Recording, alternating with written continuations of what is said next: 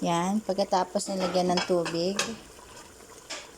ng konti, bahagyan tubig, saka hinulog si chicken. Yan. At ito naman ay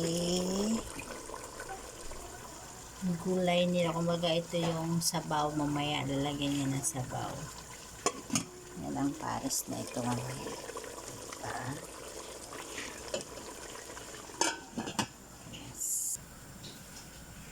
And guys, kumukulo na siya. Dinagdagan na rin ng bahagyang tubig.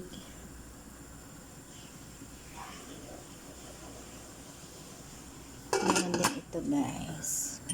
Ito yung gulay nila mamaya. Gulay na may sabaw. Yan, nilaga lang siya. Nilagyan ng tomato sauce. Ginisa sa bawang, sibuyas at nilagyan ng tomato sauce. Ayan, nilagyan ng asin. May mga halo-halong gulay. Yan ang lalagay dun mamaya sa kumukulong may manok. Yan, silipin natin. Haluin. Yan. Yan, lalagyan na nga ang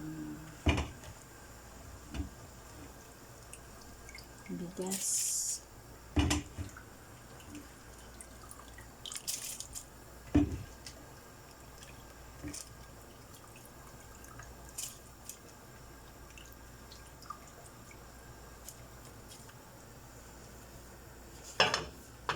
Haluin. Saluin natin. Tapos hintay na lang yan mamaya mainin.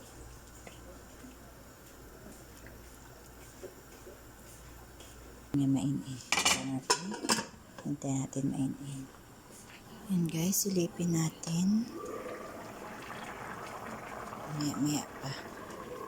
May tubig pa. Yan guys, silipin na natin.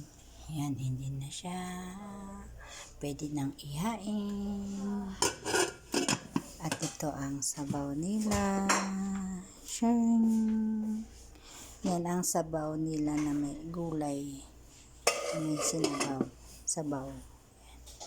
Yan guys, ina-arrange na namin ang ilalagay doon. Yan.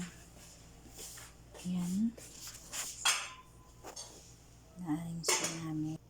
Guys, naghahain na kami. Nag-ready na siya na lalagay sa mesa yan.